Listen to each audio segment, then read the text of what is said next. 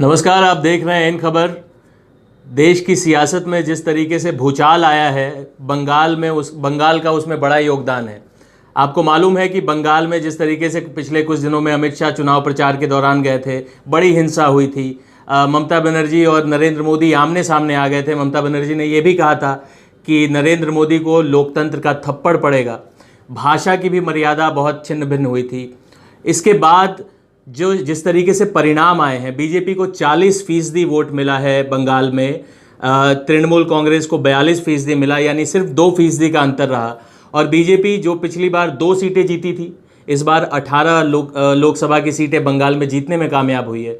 चुनाव नतीजे के दिन हमने देखा कि ममता बनर्जी की तस्वीरें आ रही थी, वो वायलिन बजा रही थी, एक तरीके से चिंता मुक्त होकर चुनाव नतीजों का इंतज़ार कर रही थी। लेकिन जिस तरीके से चुनाव नतीजे आए हैं, उनके गढ़ में बीजेपी ने सेंधमारी कर ली है। 2021 के विधानसभा चुनाव के लिए भी एक खतरे की घंटी आ गई है। ममता बनर्जी ने देश की राजनीति में भूचाल लाते हुए अपने इस्तीफे की पेशकश कर दी है। अभी तक जो खबर मिल रही है, इस्तीफे की पेशकश की है, इस्तीफा स्वीकार नहीं किया गया है। लेकिन बंगाल में अगर मैं कहूं तो बंगाल में ममता बनर्जी की सरकार को इस वक्त कोई खतरा नहीं है।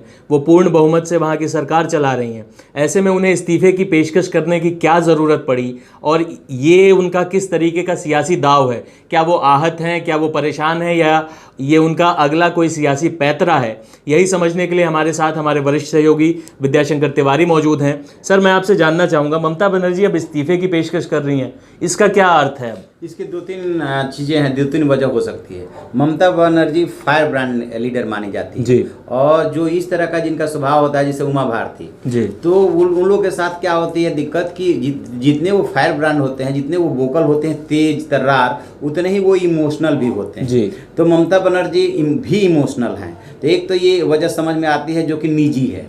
दूसरी वजह साफ साफ समझ में आ रही है कि जो प्रधानमंत्री पश्चिम बंगाल में रैलियों चुनाव में दौरा कर रहे थे, रैलियों को संबोधित कर रहे थे, तब उन्होंने कहा था कि 40 विधायक हमारे कांटेक्ट में हैं। जी, नरेंद्र मोदी ने कहा था कि 40 विधायक। वहाँ पे उधर से वार किया गया था कि यहाँ विधायक गिनने आए थे, तोड़ने आए थे, कि चुनाव प्रचार करने आए थे। जी।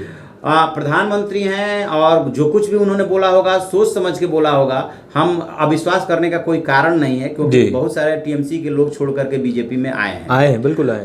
उसी में मुकुल राय जो आए, उनके बेटे को अभी सस्पेंड भी किया गया है, अभी 1 आध दिन का जो डेवलपमेंट है।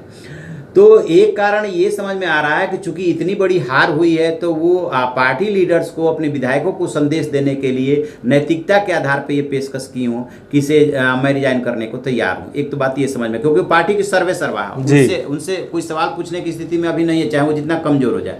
लेकिन ये बात धीरे धीरे नेताओं को लगने लगता है कि एक तो शारदा चिट फंड में सब पे शिकंजा कस रहा है। दूसरा, ये जब 40 और 42% सिर्फ 2% का अंतर रह गया है और 2021 में विधानसभा का चुनाव है, तो जो विधायक या मंत्री होता है उसे अपनी विधायकी और मंत्री दिखने लगती है। बिल्कुल सही। और साफ दिख रहा है कि बीजेपी इन 2 सालों में चुप नहीं बैठने वाली है, बहुत ज्यादा और मेहनत करेगी और अगली बार 2021 के चुनाव में उसकी सत्ता की दावेदारी है। तो जिनको दिखेगा कि हम इनके साथ रहने से हार सकते हैं, वो जो है बीजेपी की तरफ आए, पाला बदल लेंगे। और बीजेपी ने एक चीज देख लिया है कि बिहार का पश्चिम बंगाल में ममता और टीएमसी को हराने के लिए जरूरी है कि जो भी वहाँ के प्रोमिनेंट लीडर्स हैं उनका साथ लिया जाए। उन्होंने काफी लोगों को शामिल भी कराया।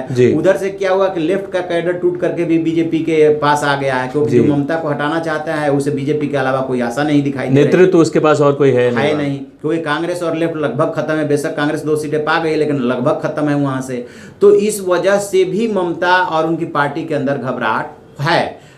लोकतंत्र में क्या है तरीका भाई, वोट का जब टाइम आएगा तब हम इन 1.5 साल बचाओ 2 साल बचाओ मेहनत करेंगे और उसके बाद हम अपनी सरकार की दावेदारी पेश करेंगे। इसी वजह से यदि नहीं भी बना पाए तो बीजेपी अब यहाँ उनके गर्दन तक पहुंच चुकी है कि जो विधायकों की संख्या का अंतर होगा वो बहुत कम होगा, वोट का परसेंटेज का जो अंतर होगा वो बहुत कम होगा, हो ही गया है। मानेंगे थोड़ी देर के लिए आप ये तर्क देते हैं कि नहीं ये लोकसभा का चुनाव था, लोग पीएम मोदी को चाहते थे इसलिए आपको इतना समर्थन दिया, तो वो भी अब ज्यादा दूर नहीं है। वो भी आ जाएगा, पता चल जाएगा। जी जी। तो मुझे लग रहा है कि ममता बनर्जी परिस्थितियों से घिर गई हैं पूरी तरह से, और उनके पास नैतिकता के आधार पर उन्हें लगा हो कि मैसेज देने के लिए ऐसा करना जरूरी है, क्योंकि भगदड़ मचेगी। तो जोड़े रखने के लिए ये भी कर सकती है ममता, क्योंकि आपको याद होगा कि जब यूपीए 2 में तत्कालीन प्रधानमंत्री मनमोहन सिंह पे एक के बाद एक वो घोटाले से घिरते जा रही थी वो सरकार, तब कांग्रेस में एक वर्ग का मांग उठी थी कि अब हमें पीएम को बदल देना चाहिए, और उस समय प्रणव दा की बात चली थी कि प्रणव दा को आगे ले आना चाहिए।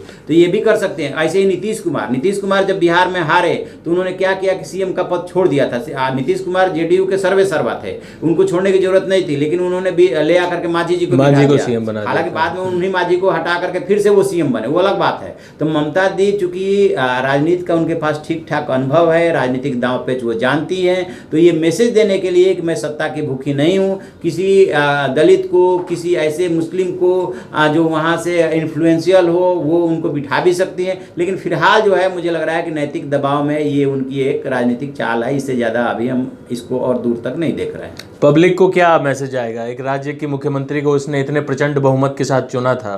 लोकसभा चुनाव में हालांकि नंबर 1 पार्टी टीएमसी ही रही, 22 सीटें जीती, लेकिन 18 सीटें बीजेपी जीत गई। आप इस बात से तकलीफ में आकर, आहत होकर अपना इस्तीफा देने जा रही हैं। तो एक मजबूत नेता की उनकी छवि है। दीदी जो है वो एक दबंग दीदी हैं बंगाल में। वो अपने काडर को इमोशनल कर रही है, अपने काडर का सहानुभूति ले रही है। जो उनका वोट बैंक है वो अब नहीं चाहेगी ना, वो भी मेहनत करेंगी, वो जानती हैं, तो वो भी मेहनत करेंगे। तो चाहेंगे कि उस वर्ग का सहानुभूति उनके साथ बना रहे, और ये मैसेज देना चाहेंगे कि मैं सत्ता से चिपकू नहीं हूँ, मुझे सत्ता सिर्फ नहीं चाहिए, मैं तो आप लोगों के लिए लड़ रही हूँ, मैं तो आपकी शुभचिंतक हूँ। ये मैसेज वो देना चाहेंगे, क्योंकि राजनेता जब भी कोई एक्शन लेता है, जब भी कोई ऐसी बात बोलता है ना, उसके पीछे कई कारण काम कर रहे होते हैं, बिना मकसद के वो कुछ करता नहीं है। जी, निदा फाजली का एक शेर था कि हर आदमी में होते हैं 10-20 आदमी, जिसको भी देखिए कई बार देखिए।